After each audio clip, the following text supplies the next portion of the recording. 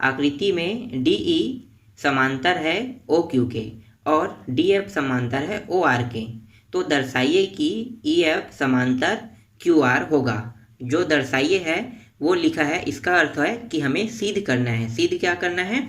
E F समांतर Q R हमें सिद्ध करना है, इसका अर्थ यही है। यहाँ पे जो दर्शाइए लिखा है इसका अर्थ क्या है? सिद्ध करना है हमें इस पॉइंट को। तो चलो हल करते हैं प्रश्न को। तो हमें जो प्रश्न में दिया हुआ है आकृति, वहाँ से हमें लिखना है, दिया है कह के लिखना है। तो चलो यहाँ पे लिख लेते हैं, दिया है कह के। दिया है डी ई समांतर है ओ क्यू के और डी एफ समांतर है ओ आर के है। ठीक है, दिया है कह के जो प्रश्न में दिया है उसको हमें लिख लेना होता है। तो थोड़ा सा पॉइंट है, इसको हमने लिख लिया। अब चलो समझते हैं यहाँ पे क्या कहा है प्रश्न में। ठीक है, तो हमें क्या सिद्ध करना है? हमें सिद्ध करना है, हमें सिद्ध करके लाना है जो रेखा है ना ई एफ। ठीक है, ई एफ समांतर है क्यू आर के, ये हमें सिद्ध करना है। तो इसे हल करने के लिए यहाँ पे आपको जो चित्र दिखाई दे रहा है इसे आपको ध्यान से देखना होगा। तो इस चित्र में देखो, इस चित्र में देखने पर हमें 3 त्रिभुज दिखाई दे रहे हैं। ठीक है, एक त्रिभुज जो बड़ा है उसके अंदर 3 त्रिभुज दिखाई दे, 4 त्रिभुज दिखाई दे रहे हैं। लेकिन हमें सिर्फ इनमें से 2 त्रिभुज को लेकर हल करना है। एक त्रिभुज ये वाला है पी क्यू ओ, एक त्रिभुज है, और दूसरा त्रिभुज है पी ओ आर है। तो इस तरह से 2 त्रिभुज है। ये दोनों त्रिभुज एक जैसा ही त्रिभुज है, बस क्या है इसके जस्ट उल्टा ये त्रिभुज बना है। अगर इसको देखते हैं तो इसका उल्टा ये त्रिभुज बना है। तो सबसे पहले हम ओ पी क्यू त्रिभुज को लेकर हल करते हैं। तो यहाँ पे लिखो त्रिभुज ओ पी क्यू में, ओ पी क्यू जो त्रिभुज है इसमें समांतर रेखाएं होगा तभी ये हल होगा। अगर समांतर रेखाएं नहीं है तो हल नहीं होगा। क्यों? क्योंकि आधारभूत समानुपातिक प्रमेय जो है वो समांतर रेखाओं पर लागू होता है। अगर उसमें समांतर रेखा नहीं है तो उसमें लागू नहीं होगा। तो देख लेते हैं समांतर रेखा है कि नहीं। तो देखो ओ पी क्यू में, तो यहाँ पे ओ क्यू जिस डायरेक्शन में जा रहा है इसी डायरेक्शन में जाते हुए एक आध रेखा देखिए। तो यहाँ पे देखो डी से ई है, डी से ई रेखा है, जिस डायरेक्शन में डी ई रेखा जा रहा है उसी डायरेक्शन में ओ से क्यू रेखा जा रहा है। मतलब हम इस प्रश्न को आधारभूत समानुपातिक प्रमेय से हल कर सकते हैं। तो यहाँ पे समांतर सिद्ध, समांतर पहले लिखो, ई डी समांतर है ओ क्यू के। तो आधारभूत समानुपातिक, मैं शॉर्ट फॉर्म में लिख रहा हूँ, आधारभूत समानुपातिक प्रमेय से अब देखो यहाँ पे है P से E है और E से कहाँ आएगा? Q आएगा। तो लिखो यहाँ पे P से E और E से Q बराबर P से यहाँ पे D आएगा और D से O आएगा। P से D और D से O। ठीक, यहाँ तक समझ में आया? हमें ये वाला बिंदु नहीं लेना है। क्यों? क्योंकि ये समांतर रेखा नहीं है। समांतर रेखा क्या है? D से E है और O से Q है। हम सिर्फ समांतर रेखाओं को बिंदु पॉइंट मानते हैं। तो देखो यहाँ पे बिंदु पॉइंट क्या है? E है और इसका बिंदु पॉइंट क्या है? D है। क्यों? क्योंकि ये दोनों समांतर रेखाएं हैं, इसीलिए हमने समांतर रेखाओं पे बिंदु पॉइंट बनाए हैं। ठीक, यहाँ तक समझ में आ गया? इसे हम देते हैं पहला समीकरण। अब हम इसके जो विपरीत है, जो विलोम है त्रिभुज, उसको देख लेते हैं। तो विलोम त्रिभुज क्या है? ओ पी आर त्रिभुज है। तो यहाँ पे लिखो त्रिभुज ओ पी आर में समांतर रेखाएं क्या है? ओ पी आर में, तो देख लेते हैं ओ पी आर में समांतर रेखाएं। तो यहाँ पे है डी एफ है और यहाँ पे ओ आर है। जिस डायरेक्शन में डी एफ जा रहा है उसी डायरेक्शन में ओ आर जा रहा है। मतलब हम इसे हल कर सकते हैं। तो यहाँ पे लिखो डी एफ समांतर है ओ आर के। तो आधारभूत समानुपातिक प्रमेय से, अब यहाँ पे फिर से चित्र में देखो, तो आधारभूत समानुपातिक प्रमेय में आधारभूत समानुपातिक प्रमेय से हल कर रहे हैं तो ये कहाँ से कहाँ बिंदु बनेगा, तो देखो P से F बनेगा और F से R बनेगा। इसी तरह से P से D बनेगा, D से O बनेगा। तो चलो लिखो इसे। तो ये बना P से F बना और F से यहाँ पे R बना। दूसरा है P से D बन रहा है और D से O बन रहा है। ये हो गया दूसरा समीकरण। अब क्या करेंगे, दो समीकरण हमें प्राप्त हो गया। अब देखो दोनों समीकरण में ये दोनों मान सेम है तो क्या होगा, कट जाएगा। तो यहाँ पे लिखो समीकरण 1 और 2 की तुलना करने पर, तो तुलना करेंगे तो सेम सेम मान क्या होगा, कट जाएगा। ठीक है, देखो PD ऊपर में है, यहाँ भी ऊपर में PD है, DO नीचे में, यहाँ भी DO नीचे में, तो ये दोनों कट गया। बचा क्या, PE बचा अपान EQ बचा और यहाँ पे PF बचा और यहाँ पे FR बचा। तो इसी को हम बराबर में लिखेंगे। तो PE अपान EQ बराबर PF अपान FR। PF अपान FR के बराबर कौन है, PE अपान EQ है। यहाँ तक समझ में आया।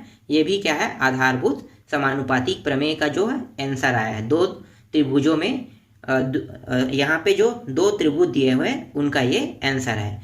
अब हमें सिद्ध क्या करना था, फिर से चित्र देखते हैं। हमें सिद्ध करना था EF समांतर है QR के, ये हमें सिद्ध करना है।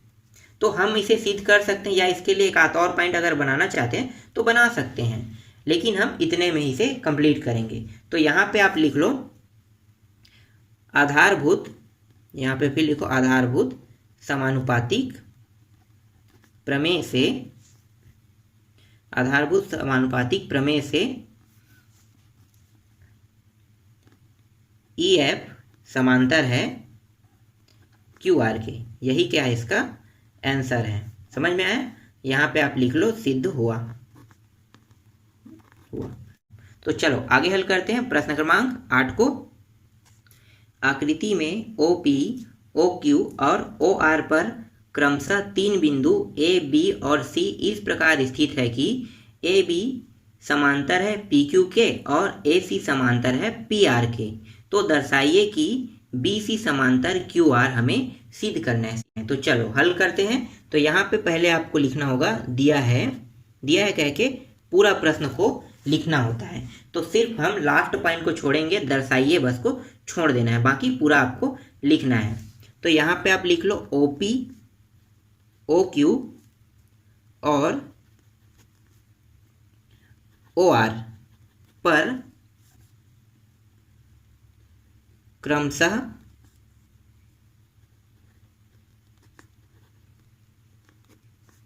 तीन बिंदु A, B और C इस प्रकार स्थित है। ABC स्थित है, लिखो स्थित है। ठीक है, ABC स्थित है। तो AB समांतर है PQ के और AC समांतर है PR के है। तो हमें ज्ञात क्या करना है, तो यहाँ पे लिख लो ज्ञात करना है BC समांतर QR। ठीक है, हमें ज्ञात क्या करना है, BC समांतर QR हमें ज्ञात करना है। तो चलो अब हल करते हैं। तो यहाँ पे नीचे में आप लिख लो उपपत्ति।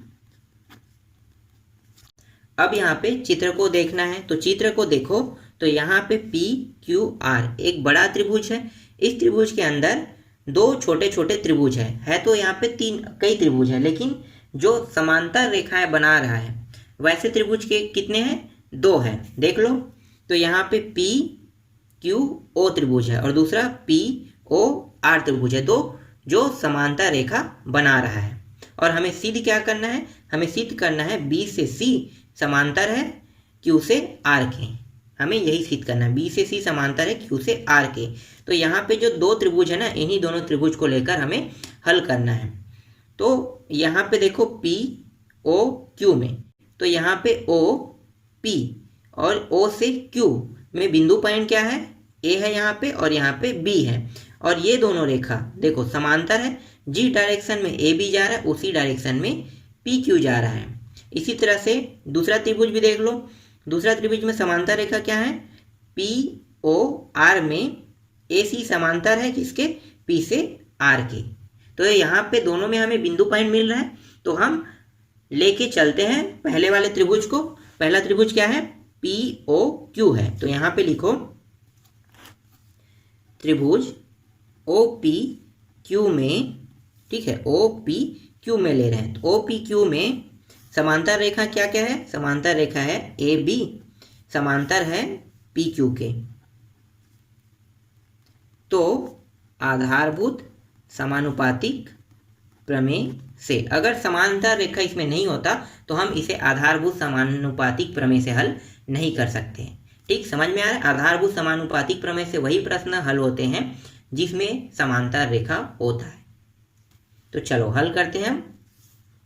तो यहाँ पे O से A बनेगा और A से P बनेगा, और यहाँ पे O से B और B से Q बनेगा। तो लिख लो यहाँ पे, तो यहाँ पे O से A बना और A से P बना।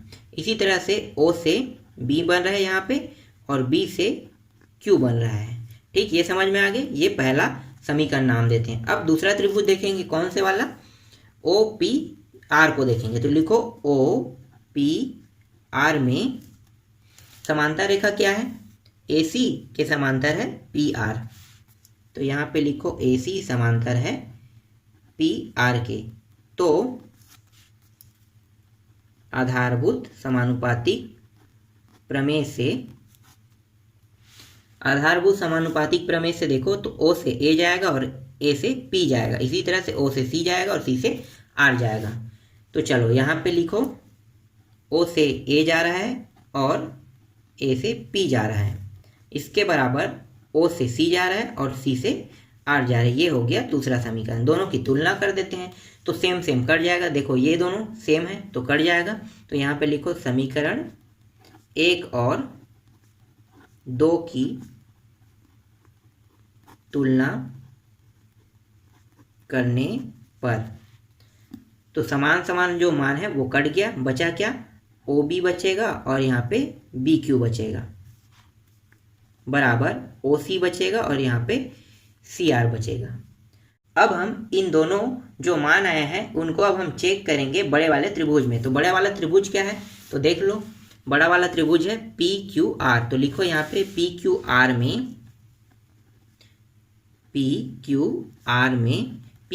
में त्रिभुज में देखो कि OB, ठीक है, क्या देखना है हमें देखना है OB BQ, ठीक है, OB BQ और OC CR।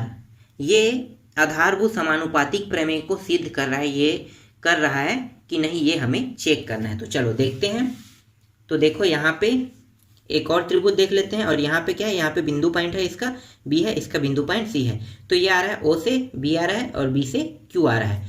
तो देख लेते हैं O से B और B से Q है कि नहीं। तो देखो यहाँ पे O से B है और B से Q है, ये तो सिद्ध हो गया। अब साइड को देख लेते हैं दूसरे वाले को। तो यहाँ पे O से C और C से R।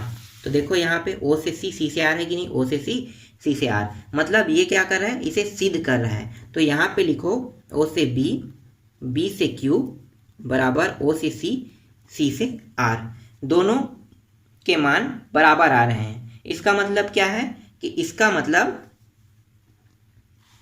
BC समांतर है QR के। ये क्या हुआ, सिद्ध हुआ। देखो यहाँ पे सिद्ध हुआ।